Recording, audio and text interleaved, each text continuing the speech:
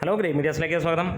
ഈ ഒരു ചോദ്യം നമുക്ക് വലിയ താമസമില്ലാതെ കേൾക്കാൻ കഴിയുന്നതാണ്. സിനിമയൊന്ന് റിലീസ് ചെയ്താൽ ആദ്യം വരുന്ന ചില വർത്തമാനങ്ങളാണ്. അതുകൊണ്ട് തന്നെയാണ് പറയുന്നത് ഞാൻ ഈ ചെയ്യുന്ന വീഡിയോ എല്ലാവർക്കും ഉള്ളതല്ല എന്നുള്ളത്. ടർബോ മാസാണോ ക്ലാസ് ആണോ? ടർബോയുടെ കഥയുണ്ടോ അതോ വെറും അടിപ്പടമാണോ? ഇതാദ്യമേ പറഞ്ഞിട്ടുണ്ട്, ഇതൊരു തട്ടുപൊളിപ്പൻ അടിപ്പടം തന്നെയാണ് എന്നുള്ളത്. ഇവിടെ ലോജിക്കും കാര്യങ്ങളുമല്ല ഇവിടുത്തെ ഇംപ്ലിമെൻറ്റ് ചെയ്യാൻ അവർ ഉദ്ദേശിക്കുന്നത്. അതേപോലെ കഥയും വലിയ സാധനങ്ങളല്ല, ഇതൊരു മാസ് എൻ്റർടൈനർ എന്നുള്ള ലെവലിലാണ്. ഇപ്പോൾ കുറേ പേർ, അതായത് ഫാൻസോ അല്ലെങ്കിൽ ഈ പറഞ്ഞ പോലെ ഡീഗ്രേഡേഴ്സിനെ ഒന്നും അല്ല ഉദ്ദേശിക്കുന്നത്.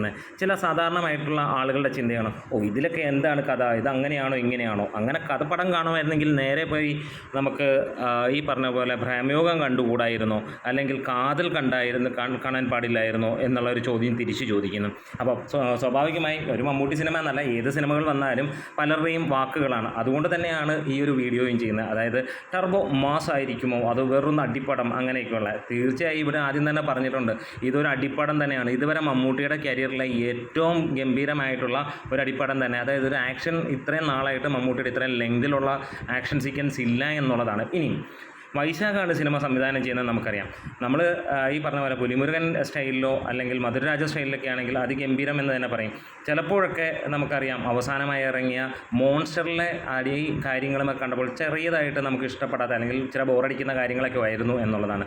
ആ രീതിയിലേക്ക് വരാതിരുന്നു കഴിഞ്ഞാൽ സിനിമയുടെ സ്റ്റണ്ടൊക്കെ അതിഗംഭീരമായിരിക്കും. വെറുതെ അടിച്ച് പറത്തുന്ന പരിപാടികളല്ല സാധാരണഗതിയിൽ വൈശാഖ് സിനിമകളിൽ. ആകെ നമുക്ക് മോൺസ്റ്ററിൽ, മോഹൻലാൽ നായകനായ മോൺസ്റ്ററിൽ മാത്രമാണ് അങ്ങനെ ഒരു കാര്യങ്ങളുണ്ട്. അതിൽ പോലും പക്ഷേ മികച്ച രീതിയിലുള്ള ആക്ഷൻ രംഗങ്ങളും ഉണ്ടായിരുന്നു എന്നുള്ളതാണ്. എന്തായാലും മമ്മൂട്ടിയുടെ ഒരു ഒറ്റ പോസ്റ്റർ മതി അത് തിയേറ്ററിൽ പ്രകമ്പനം കൊള്ളിക്കാൻ. നമുക്ക് മനസ്സിലാവുന്നു ആ ഒരു വയലറ്റ് ഇതിനകത്തൊരു അടി കഴിഞ്ഞിട്ട് വരുന്ന ഒരു സീൻ കാണിക്കുന്നുണ്ട്, അത് തന്നെ മതി എന്നുള്ളതാണ്.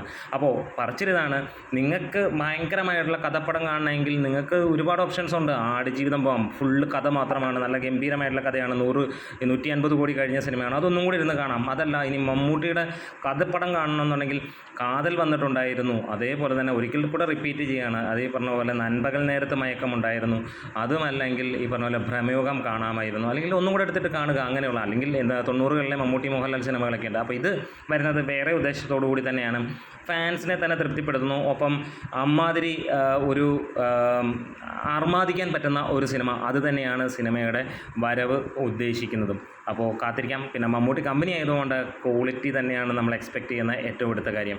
നമുക്ക് കാത്തിരിക്കാം. ഒന്ന് കമൻസിലൂടെ രേഖപ്പെടുത്താം, നിങ്ങൾ യോജിക്കുന്നോ ഇല്ലയോ എന്നുള്ള കാര്യം. എന്താണ്, മികച്ച സിനിമയാകട്ടെ എന്ന് ആശംസിക്കുന്നു. Great medias.